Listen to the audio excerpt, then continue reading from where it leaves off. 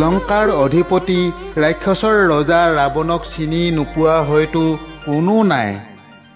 ৰাৱণক বহুতেই এজন জ্ঞানী ব্ৰাহ্মণ বুলি ভাবে, আনহাতে বহুতেই ৰাৱণক এজন ক্ৰূৰ ৰাক্ষস বুলি ভাবে।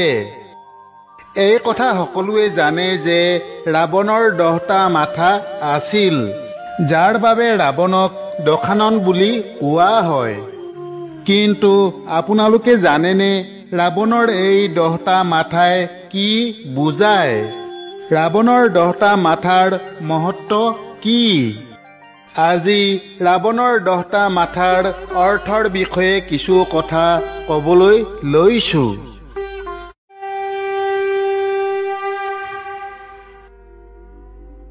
ৰামায়ণৰ উল্লেখ অনুসৰি ৰাৱণৰ 10টা মাথা আছিল। ৰাৱণৰ এই 10টা মাথাৰ বিষয়ত বিভিন্ন পণ্ডিতে বিভিন্ন মতামত প্ৰকাশ কৰিছে। কিছুমান পণ্ডিতে আকৌ ৰাৱণৰ প্ৰকৃততে 10টা মাথা আছিল নে নাছিল সেই বিষয়েও প্ৰশ্ন উত্থাপন কৰিছে। যিয়েই নহওক, পণ্ডিতসকলে যি বুলিয়ে নকওক কিয়, স্বয়ং মহৰ্ষি বাল্মীকিয়ে ৰামায়ণত ৰাৱণৰ 10টা মাথা থকাৰ কথা লিখি থৈ গৈছে। নাক কটা যোৱাৰ পাছত শূৰ্পণখাই যেতিয়া ৰাৱণৰ ৰাজসভালৈ আহিছিল, তেতিয়া শূৰ্পণখাই দেখিছিল বিংশদ্ভুজম দশগ্ৰীৱম দৰ্শনীয় পৰিচ্ছদম, অৰ্থাৎ 20 ভুজা আৰু 10টা মাথাযুক্ত ৰাৱণ মন্ত্ৰীসকলে আগুৰি থকা সিংহাসন শোভা কৰি বহি আছিল। গতিকে ৰাৱণৰ 10টা মাথা আছিল আৰু পণ্ডিতসকলে ৰাৱণৰ এই 10টা মাথাৰ বিভিন্ন অৰ্থ বাহিৰ কৰি উলিয়াইছে। পুৰাণৰ মত অনুসৰি ৰাৱণৰ 10টা মাথা মানুহৰ 10টা চাৰিত্ৰিক বৈশিষ্ট্যৰ প্ৰতীক। ৰাৱণৰ 10টা মাথা 10টা দিশত তেওঁৰ প্ৰভুত্ব আৰু বিভিন্ন দৃষ্টিকোণেৰে চিন্তা কৰিব পৰা ক্ষমতাৰ প্ৰতীক। আনহাতে 20খন হাত হৈছে ৰাৱণৰ অসীম শক্তি আৰু একেলগে বিভিন্ন কাৰ্য কৰিব পৰা ক্ষমতাৰ প্ৰতীক। বিভিন্ন গুণ আৰু অৱগুণক সামৰি লৈ ৰাৱণৰ 10টা মাথাৰ ব্যাখ্যা আগবঢ়োৱা হৈছে। 1. জ্ঞান আৰু শক্তি। ৰাৱণৰ 10টা মাথা হৈছে 4 বেদ আৰু 6 শাস্ত্ৰৰ ওপৰত তেওঁৰ দক্ষতাৰ প্ৰতীক, যিয়ে ৰাৱণৰ বিশাল জ্ঞান আৰু বুদ্ধিক দৰ্শায়। 2. মানসিক শক্তি। 10টা মাথাৰ প্ৰতিটোকে ৰাৱণৰ অসাধাৰণ মানসিক ক্ষমতাৰ প্ৰতীক হিচাপে গণ্য কৰা হয়, যিটো এজন সাধাৰণ মানুহৰ তুলনাত 10 গুণ বেছি। 3. দোষ বা অৱগুণৰ মূৰ্ত ৰূপ। ৰাৱণৰ প্ৰত্যেকটো মাথাই তেওঁৰ বিভিন্ন দোষ বা অৱগুণক প্ৰতিনিধিত্ব কৰে, যিয়ে অৱশেষত ৰাৱণক পতনৰ মুখলৈ লৈ গৈছিল। সেইবোৰ হৈছে: প্ৰথম মাথা কাম। ৰাৱণে কামৰ বশৱৰ্তী হৈয়ে সীতা হৰণ কৰিছিল, যাৰ পৰিণাম স্বৰূপে ৰাৱণে নিজৰ প্ৰাণ হেৰুৱাব লগা হৈছিল। দ্বিতীয় মাথা মদ মত্ততা। ৰাৱণ নিজৰ জ্ঞানৰ ওপৰত অত্যধিক আত্মবিশ্বাসী আছিল, ইংৰাজীত যিটোক অভাৰ কনফিডেন্স বুলি কোৱা হয়। তৃতীয় মাথা অহংকাৰ। ৰাৱণ আছিল ভীষণ অহংকাৰী।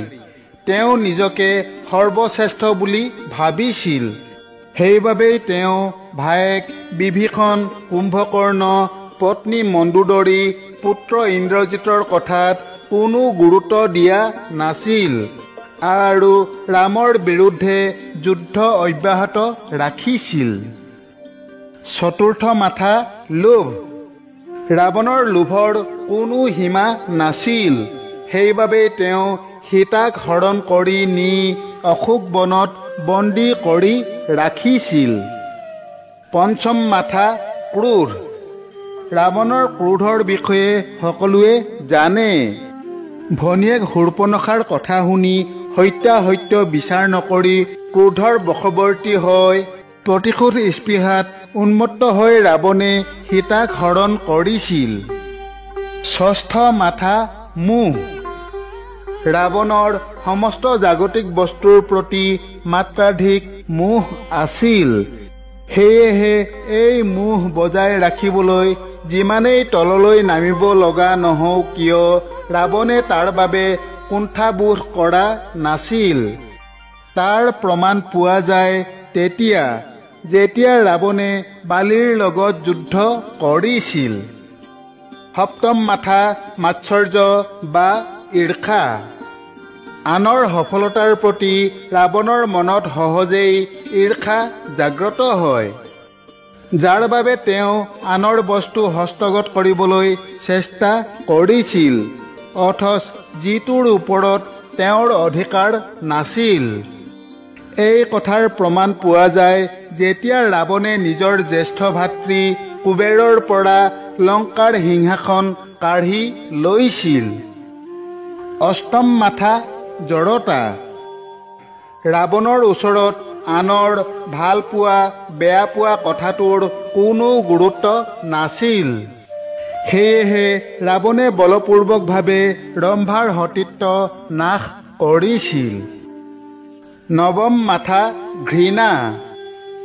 এই অৱগুণটো ৰাৱণৰ ভিতৰত ইমান বেছি পৰিমাণে আছিল যে তাৰ কবলৰ পৰা নিজৰ ভাতৃ বিভীষণেও ৰেহাই পোৱা নাছিল। দশম মাথা ভয়।